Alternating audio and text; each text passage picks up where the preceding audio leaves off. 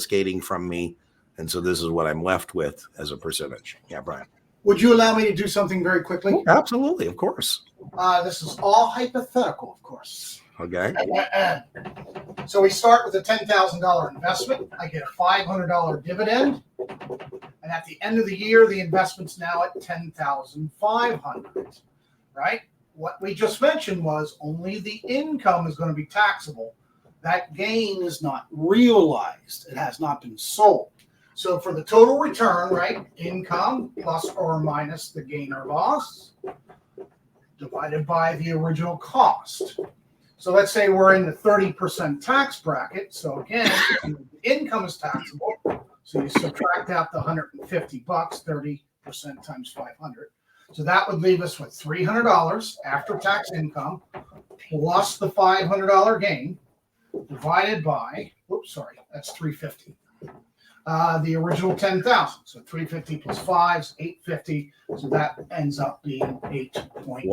Wow. So How quick was that? Huh? That's a little more complicated than I would be expected to see on there. But yeah, absolutely. 65. Yeah, there you go, Gina. There you go. So, wow.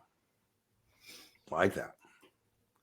In question form. Okay, you want to try that, Brian? So how would that be phrased as a test question? So all of this is the core of the test question, where they start giving you all of So your client invests $10,000. Your client has received $500 in dividends, and the security has gone up to the present value of the securities position is $10,500. Right.